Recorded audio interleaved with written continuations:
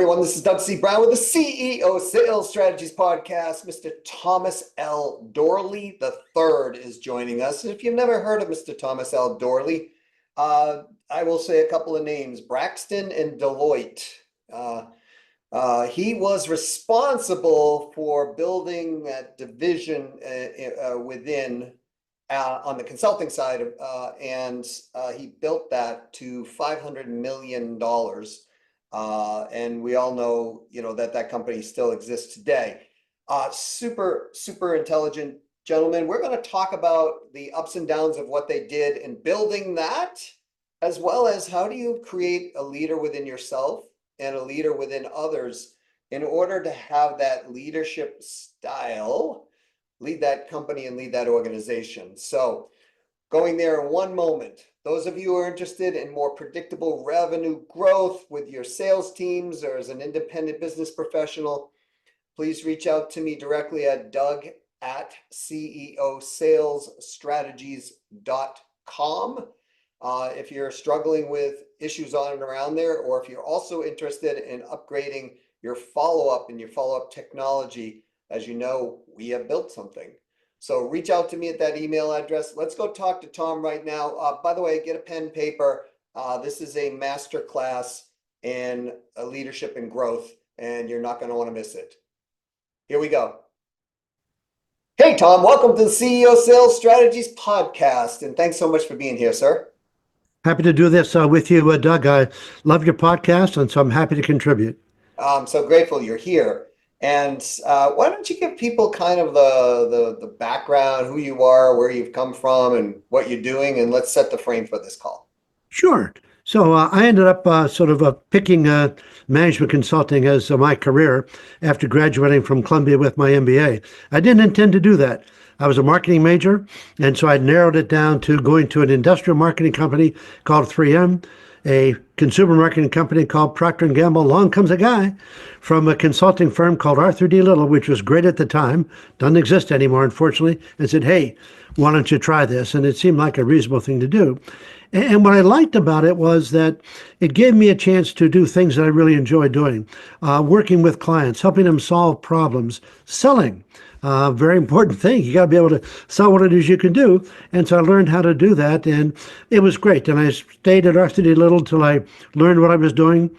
I saw them being in a situation where they were jumping off to do stuff I didn't think they were good at. So I became an entrepreneur, set up a company called Braxton Associates. We took Braxton Associates, ultimately, when we were about 100 people, into Deloitte. I grew it at Deloitte to about $500 million worth of revenue.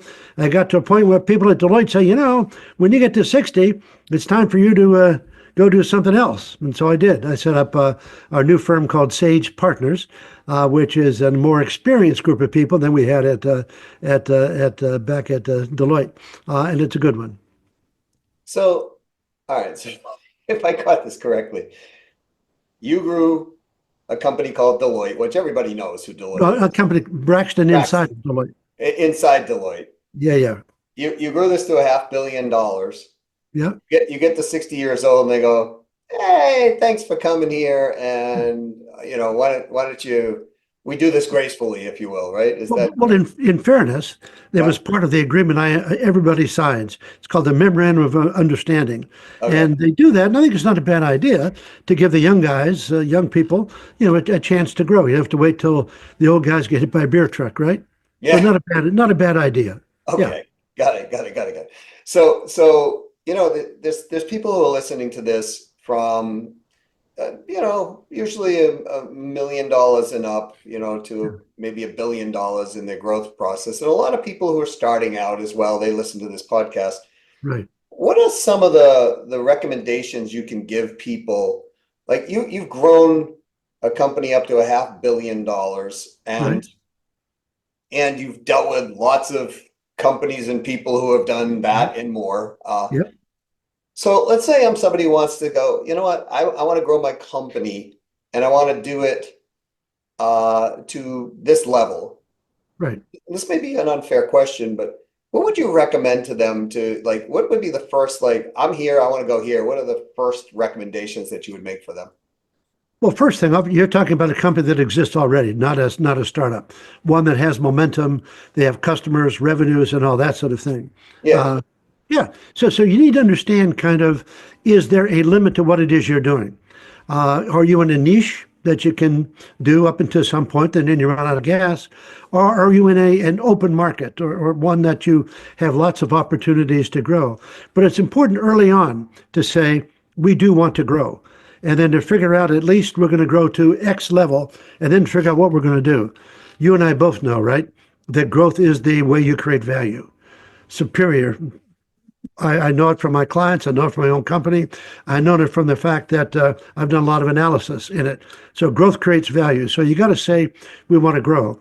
But the first step is to say, how big can I handle it with the group I have? You're 40 people. Let's see, we're going to get to 100 and see how it is it feels. And at various points along the line, you're going to have to say that we can't do this on our own, so we need some help. But it is important to say, I want to grow, and then to have a checkpoint to say, I want to, at some point, I get to 100 million, whatever the number is, 100 people, whatever, and say, now, what do I need to go to the next level? You're the first person that's ever said this Oh, on this boat, right? So what I heard was you set to X level, like first goal. I got to right. get Yep. here, then we're going to Yep. reevaluate, then we're going to get here, we're going to reevaluate, and so on Right. and so on, right? Yeah. I mean, we might even get to here and decide this isn't worth going on from here, right? Sure. Yeah. Might might have a pull the plug meeting, so to speak. Yeah. Yeah. Okay. So you're the first person on this podcast who's ever said that, Tom. And I wanted to point that out because it's such a critical point. Yeah. This is how we would do it. We would build to a certain level, look at this and go, does this make sense going on from here? Yeah, well, if I might give you the example that Braxton was, so when we left Arthur Little to set up Braxton, there have been some other guys who set up these small boutique consulting firms, including four folks from Arthur D. Little. They set up a company called the Burbank Group, and they could never agree on how big to be. They get to about 10, and then they go back to about 6. They get to about 12, then they go back to about 6. And so we had a very simple objective that we wanted to go, there were two of us to start off with, to be 25 within, I think we said 5 years. We got there in 2. But the point is that we knew that we would do some things like we would hire people as long as we felt we had a good idea, right? Even if we didn't yet have the client revenue in. So we'd hire ahead of revenue. And if you have confidence in yourself, and if the thing you are doing is working well enough, you can do that. And it then feeds upon itself. And there becomes a great enthusiasm inside the firm, inside the company for winning, in fact. So you hired ahead of the revenue. So, Yes. uh, so this is a really interesting point because a lot of people would be afraid to do that. They would be like, Mm. well, if I hire this and it doesn't go right, Right. and this and that. Yeah. What was your mindset when you were like going through that? Like, we're getting here no matter what, or what was it? Well, we were young. I was about 30, late 20s and 30. And so when you're young like that, you don't sort of appreciate that you could run into a brick wall, right? So, Yes. right. And I remember there was a great example. So we started off in office space, overflow space from another consulting firm. Didn't cost us anything. But eventually we'd have our own offices. So we went to find an office. We found a space. We had to sign a 3-year contract. And each of us, individually, there were 2 partners, each of us had to put down that we would guarantee the entire piece. The money I had to guarantee was more than the value of my house if I sold it. So it's a little bit, it's a little bit frightening, but we felt good, we felt confident, and we were already off and running. But yeah, you have to have confidence, right? You can't expect that you're going to get hit by a brick truck all the time. You got to be careful, right? So we didn't hire too far ahead of revenue, but we did hire ahead of revenue. Yeah. So it's almost a demand of expectation from the universe in some ways. It's Yes. like, I'm doing this, you're going to deliver. I don't know how you're going to deliver, but it's going to come, and I demand that you do this. That's kind Yeah. of the. Yeah.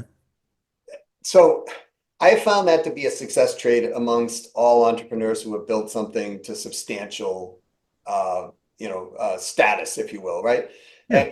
And And folks, substantial status doesn't mean you have to get to, like $1 billion or, it could be, you could be a dominant player in your field and your company is much smaller than that, but you still have substantial status. Yeah. Um, and so I, I, I know there are people listening to this going, yeah, Tom, but what if something had gone wrong? Like, what would you have done? Well, yeah, no, that's absolutely true. And that's why that I felt that I was young enough that if something went wrong, I could recoup. Yeah, Uh, I think that probably, if you want to redo something dramatic, particularly entrepreneurial, you should be relatively young or at the point where you've covered most of your bases. Your kids are out of college, you have reasonable financial security and all that sort of thing, right? Those are the times. And we felt that if worse came to worse, we could have a fallback. Now, the good news is that I had a bit of downside protection because at Arthur D. Little, I had one big client in particular. And when I left to set up Braxton, they came with me. And so I had that to, and it didn't mean that they were going to stay with us forever. They stayed with us for several years. But that gave us a little bit of downside protection. So, and we had, each of us had a little bit of savings. So worst comes to worst, we could take a hit, right? yeah, yeah. And so that's another valuable point because a lot of people ask me a lot of times, like, hey, I want to become a consultant or I want to become a coach or an Yeah. advisor, whatever they say as a word. And they're in a place where they're working and they've got usually mostly a six-figure type income, multi-six-figure income, or any type of income. Yeah. And they say, well, what do I do first? And my response has always been keep your job until you can get some clients that you can Right. launch from in order to have some momentum going forward in the business. Because I have found, Tom, that usually stuff takes 2 to 3 times longer than I figured, and it usually costs me 2 to 3 times more than I ever figured it was. Not bad. Yeah. Yes. Yep. Yeah. So, do you agree with? I mean, you've built a $500 million consulting company. Did you agree with that advice? I do. And the way I say it is just a play on what you said is test it before you do it. And so, for example, if you think you can be a coach, right? Mm, You should go out and talk to some folks and explain why it is the thing you are doing is better than somebody else's and why they might work with you. So you test it. Like you said, you go try to have some clients in the hopper before you go. That's kind of my way of testing the thing you have because you have to have a thing that you're doing that obviously people want. I kind of say, make sure you have a problem, make sure you know what problem you're trying to solve. And it's a problem somebody will pay you for solving. Then, secondly, right, uh, make sure that your way of solving the problem is different enough than the rest of the world. And by the way, we work with young companies as well as established companies. A big failing of a young company is to talk about their approach as being unique. yeah. Right. How many is unique means one, the only one on the whole planet, just one. And so normally I say, okay, honey, let's figure it out and write it. And then the third thing is you have to be able to deliver. So you have a great idea, somebody wants it, right? You got a different twist on it, but do you have the capability to deliver? And when we set up Braxton Associates, I knew what it was. I knew I could sell it. I knew I could manage teams and all that sort of thing. Had a client, so I checked all those boxes, and that's it. That's really important thing, right? That's extremely important because Yeah, there's the business of the business, and then there's the business of growing a business. yeah, And right, so yeah, if somebody doesn't have any experience in consulting or coaching or advising or whatever, right, or any business for a matter of yeah, fact, I mean, like if I went and tried to start a restaurant today, I don't know anything right, about starting a restaurant, so I'd have to right, learn that business of that business. right. Then we must learn the business of actually growing a business.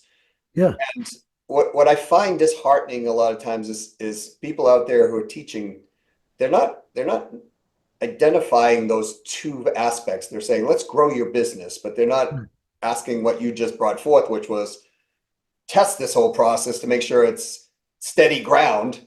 right. And you're not going to just step somewhere and all of a sudden the mountain hill just lets go Yeah, on the side and down you go.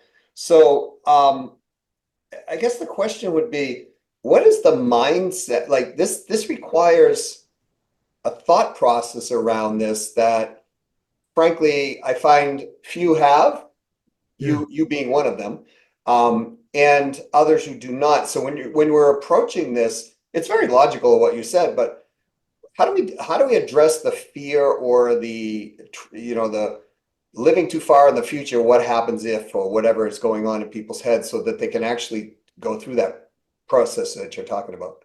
Well, here's where they need people like you and me, because it's important to have either an informal board of advisors or something more formal than that. So people you can take ideas to, so that as we were bumping along and doing fine and all that sort of thing, we got to be about 30 or 40 people, and we're beginning to have some of those little scale issues. So we found somebody, a fellow who just retired from Procter & Gamble, of all things, who helped us on some administrative side, because we were getting entangled in the administrivia and it was taking attention away. So he came in, helped us clean it out, set us in process, actually told us to hire a competent bookkeeper, which is a good idea. All right. And so we did that, and it began to work. But it was important to have him and other people like that, because I created an informal board of advisors. And I would say, have you ever seen a situation like this? Or what happens next? Or what if we hired too many people? What would we do? And all that sort of thing.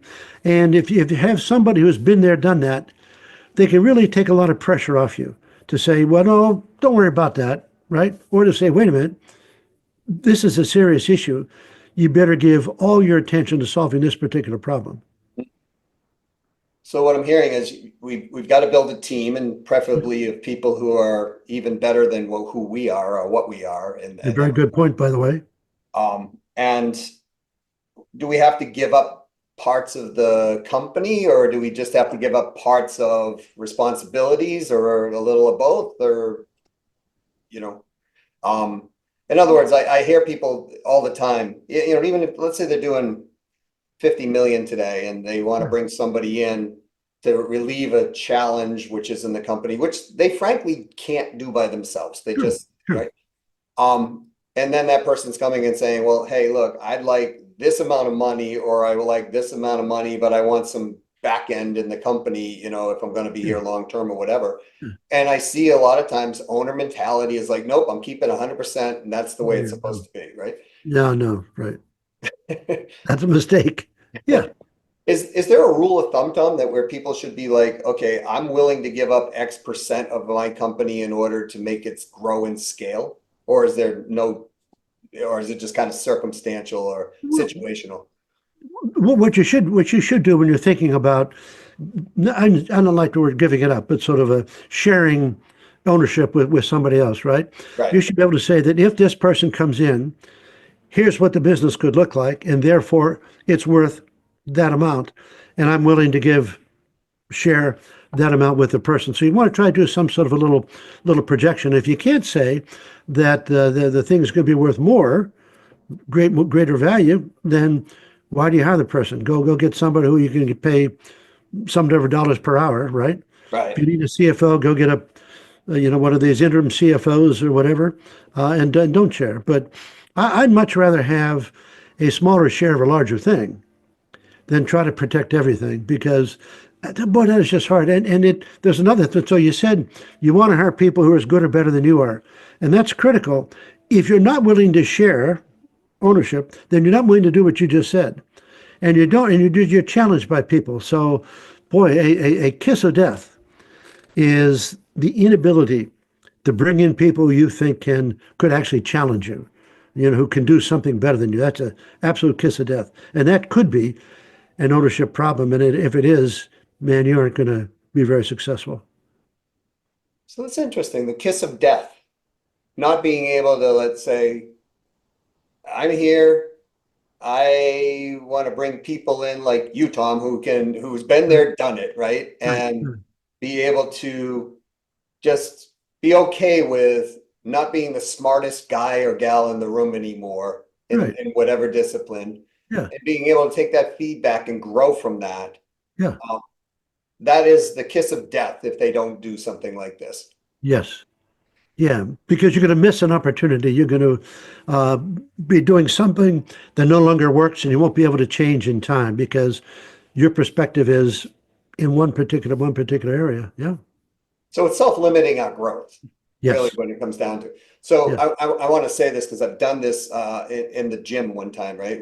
I was growing up, I was always hanging around with the football players. They were always big guys. I wasn't really that big Uh-huh. physically, but I always tried to keep up with them. I was really competitive, right? Yeah. And I couldn't bench press 225 pounds. It was driving me crazy. I could get to 220, whatever. So for years, and folks, I'm talking years, this might have been a decade. I went to the gym by myself and I was just pounding it out 2 times a day. And I was in really good shape, but I couldn't bench press 225 pounds. Uh-huh. So one day I just got totally frustrated and I went into Gold's gym at the time and I said, "Who's your best trainer? I want to hire him. I want to bench press 225 pounds," because I just got to that pain level. Yeah, yeah, yeah. And so I walked, his name was Jason. He said, "Lie down on the bench." And first thing he said to me is, "Hi, I'm Jason." I said, "I'm Doug. I want to bench press 225 pounds as soon as possible." He said, "Lie down on the bench." I picked the bar up. I moved it. He goes, "Oh, your deltoids are a little weak here. Your chest muscles right under here are a little bit weak. And we got to prop up your triceps a little bit. No problem. We can have you doing this within 2 months." Uh-huh. And I was like, "All right, you're hired." Yeah. 3 weeks later, Tom, Yeah. because Yeah. he just worked on something he knew. Right. And for 10 years, I was stubborn on this point. Oh, I can do this. I hung around with football players. I did Yeah. karate. I did this. I did, right?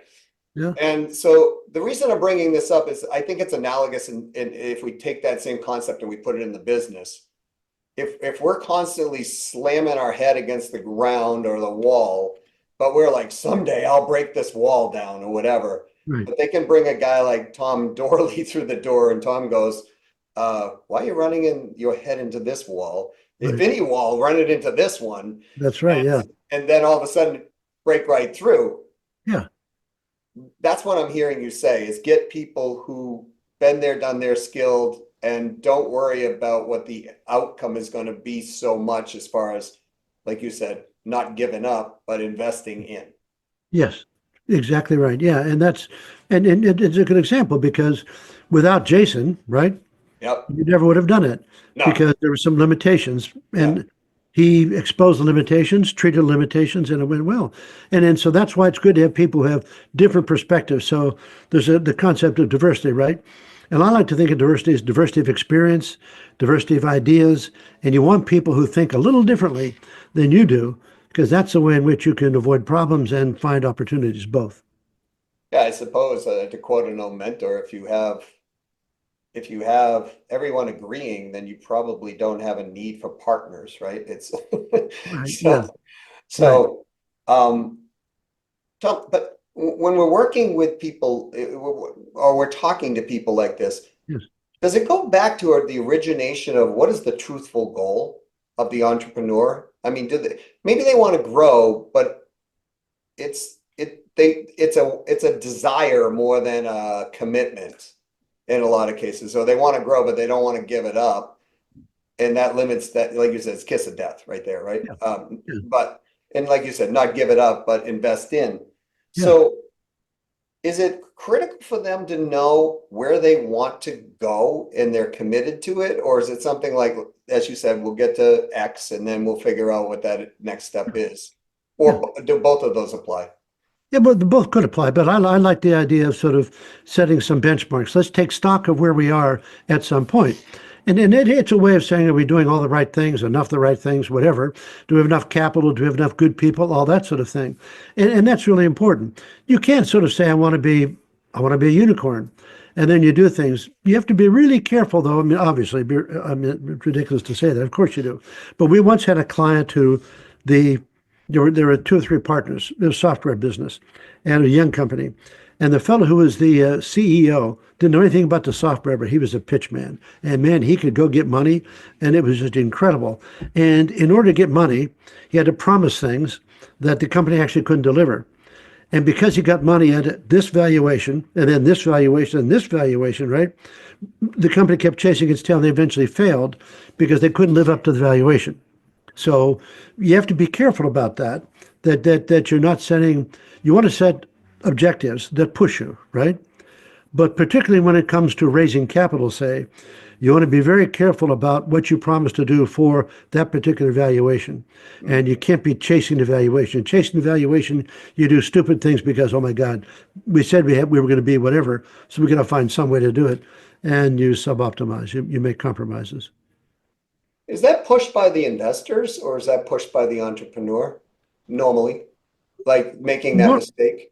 I think normally it's pushed by the entrepreneur. The entrepreneur has, and listen, an entrepreneur who tells, I mean, first of all, to get money, you got to be able to tell a good story. Right. And some storytellers are just gifted. And when they do it, they don't necessarily do it with malice, right?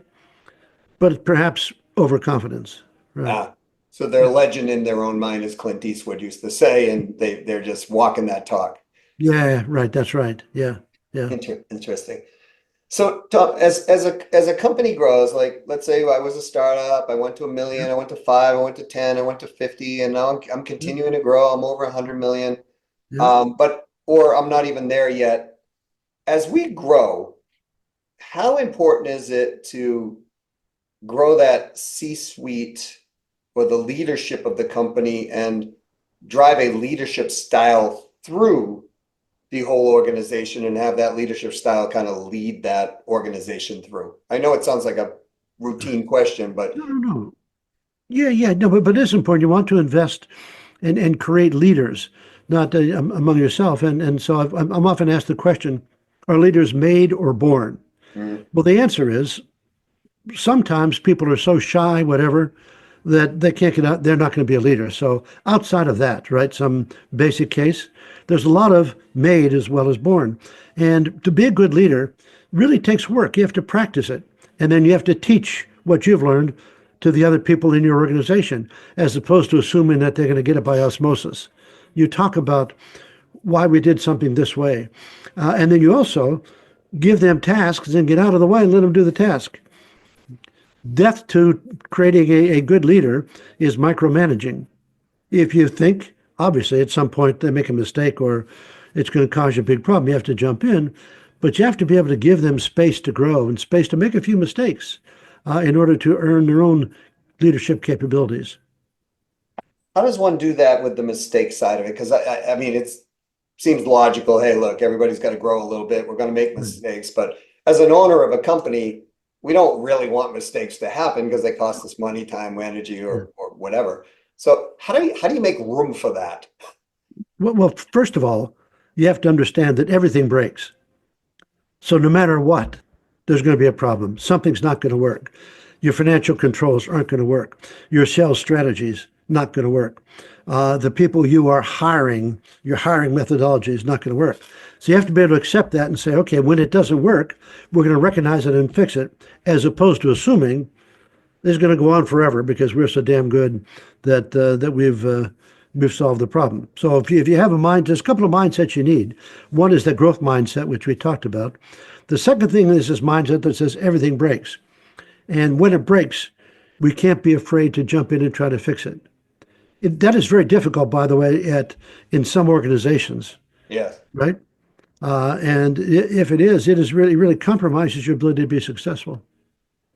So it's a little like parenting, I hear, right? It's I suppose, yeah. Yeah.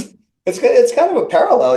You have something that you think's going to be working in this direction for its life, and then all of a sudden, boom, something breaks or changes or whatever, and we have, Absolutely. we have to adapt and resolve and push forward in a positive way continuously. Yeah, and here's the hard thing. And so we use a concept which you talk to clients about the fog of change, that everything happens, particularly today with the rapid growth of all kinds of technologies, quantum computing, AI, synthetic biology. There's so much happening all the time that it's confusing. So what can I do? What do we do? So you have to find your way to navigate the fog of change and figure out how to see your way through it, because it's easy to get confused. It's easy to get distracted. It's easy to miss opportunities because you're sort of overwhelmed by this fog, this noise that's happening. That's all right. I have to ask this question. Sure, go ahead. So this fog of change is always going to happen, like AI right now. There's a fog Yeah, of yeah, change for yeah, people, right? absolutely. Um, what is the mindset around as a leader? What is the mindset around this that must be embraced in order? Because there's so many things that we focus on as an Right. entrepreneur, Yeah, but I have found cutting out the clutter of most things and focusing right. on one or two points is much more helpful than trying to embrace every little shiny light on the Christmas tree. It is. And then that's why when we work with clients figuring out what to do within the fog of change, we get down to something we call the CEO's change agenda. That of the things that we could do, it's like your two or three things, you write them no more than one sheet of paper, right? And then you keep referring back to them. And every time you're in a meeting, you say, okay, we're working on whatever it is, and that's point number three. And so how are we doing on point number three? And there are only 3, 4 points on it. And it is the CEO's change agenda that has to be articulated. The leadership team around the CEO has to understand it. And well within the organization, you have to understand it. So you're always saying, we know what we're trying to do. We're trying to change in this direction. So it's not just change for change's sake, right? It's change for a purpose. It's change because we have to change because some new competitor or the product we thought was going to be a gangbusters didn't work. And that's always going to happen. That's just Yes. the nature of life, Yes. right? So I remember when I was studying chemistry, they said we have an electron, we have a positive and a negative charge, right? Right. And these things will bond together for a period of time, but then one of them gets a little hungry and they attract more, more charges, and eventually, boom, they let go of the charges, and because everything seeks to be stable. Right. To me, this is analogous to what you're saying. Like when you started out, let's say Braxton, now you would have some different things that you would need to release off the company or Sure. embrace into the company Yeah. Yeah. that were different than say 20 years ago. Sure. Yeah. So why are people so resistant to change, Tom? Like many of them, like that's because this is a law of nature, basically, what I'm hearing you say. Yeah. So why are they resistant to change? Well, it's hard for one thing. Change is hard, Yeah, right? And you talk about so atoms want to achieve steady state, right? To sort of right. some sort of state which everything's fine. The problem is it just doesn't exist, and you just have to get over it, right? Everything breaks, everything changes, and you just simply have to be wary of it. But you shouldn't see it as just a risk situation. You should see it as an opportunity situation. So I was Mhm. talking with some folks the other day about TikTok and whether we're going to ban TikTok and all that sort of thing. And TikTok is very important to small companies. So there's an opportunity there for somebody to do TikTok Prime or whatever, Right. the next one, because there's an opportunity there in what's happening. And so you need to think through that.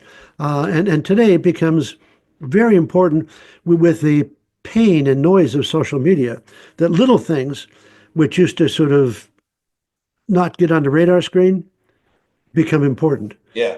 So you have to be able to say, no, that's not good for us. I don't worry about that, right? Uh, And I think you said something critically important, which is we're going to focus on any of this change as we're going to focus on this as opportunity, yes, and not view it, not give the risk as a higher weight. Because a lot of people, and human beings, we're just programmed to avoid pain versus, pleasure, sure, right. right? But what I'm hearing is we've got to just get over it and focus on the opportunity focus versus the risk focus. We can look at the risk focus, but we're not going to like prioritize it as the same Sure. level in our thoughts as the opportunity Yeah. process. Sure. So we do a lot of work with companies' boards of directors, and everybody, almost everybody, has a risk committee. And they actually have, if they're a company of any scale at all, they work with one of the uh, consulting firms who has risk protocols and they build it in. But almost nobody has an opportunity committee, right? And Mhm. so Why not? We should have opportunity committees, or whatever we want to call them. We can call them anything we want to, but we should be actively seeking opportunity because that's where the growth comes in. You do need to protect the downside. You need to have cybersecurity and all that sort of thing. So risk, you can't throw away risk. But we can't be overwhelmed by it, and we can't be swallowed up by risk. We have to actually find ways to say, let's live, let's give opportunity its chance in the sun. And I think as we get, in our we grow as a human being and growing age, Yeah, we regret that which we didn't focus on as yeah, opportunity, right? yeah, sure. So let's not do that, folks, as our entrepreneurial self as well, because Yeah, um, so Tom, is this kind of like because I play games all the time with my head sometimes. Like I'll go for today. I can't focus on anything negative. Like if it comes up negative, I have to dismiss it, right? I'm just gonna, I pretend to, like, oh, somebody hit me in the head or a lightning bolt hit me, and I no longer can think negative thoughts. yeah, So when somebody goes down the highway and they beep the horn at me and they throw me the finger or whatever, yeah, right? I'm like, hey, happy day, like it's the opportunity to make a friend, right? yeah. In business, can we play the same game or is that too risky? Well, no, there's a bit of balance here, right? Yeah. Uh, yeah, I'm the same way. I like to put things into categories, right? And I like to spend my time on the positive categories, not the negative categories. But you also have to be realistic, and you do have to be wary that things happen that you don't like, and you have to be able to deal with those too, right? I like to see us creating organizations that are resilient, and resilient organizations can take a hit. But that doesn't mean they don't get hits and that they sometimes have to respond to those hits. Oh, that's powerful. Folks, if you didn't write that one down, write it down. So Tom, what's Sage Partners? They're at sagepartners.net. What is Sage Partners up to these days? Is it something that you have some new initiatives or things of that nature? Sure, sure, sure. So, well, about a year ago, I launched my podcast. So I'm taking Sage, podcast is called Focus on Growth, Sage Insights.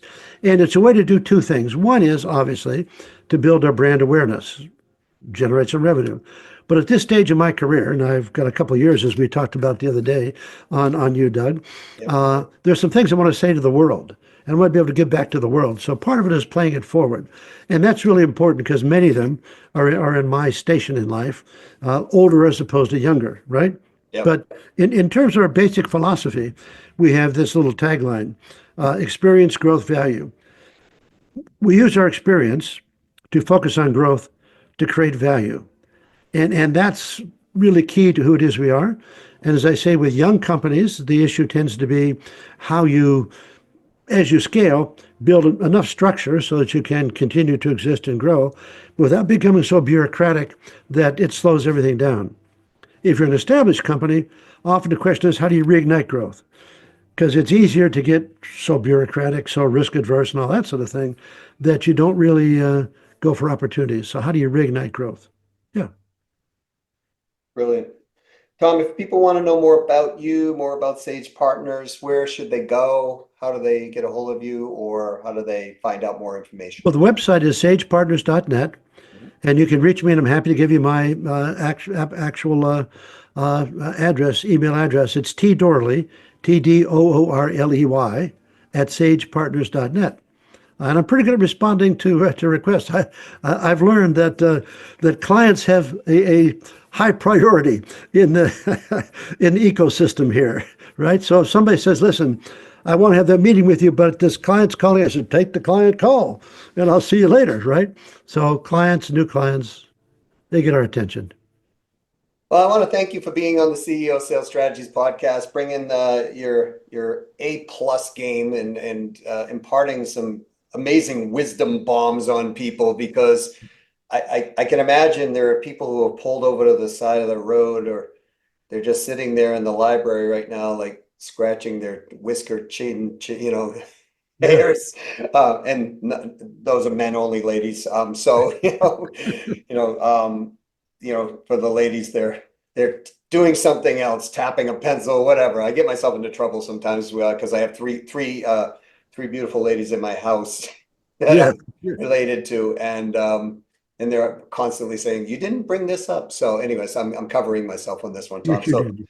Right. thanks for being here. I really appreciate it. I'm super grateful that you took the time to be here on the CEO Sales Strategist podcast.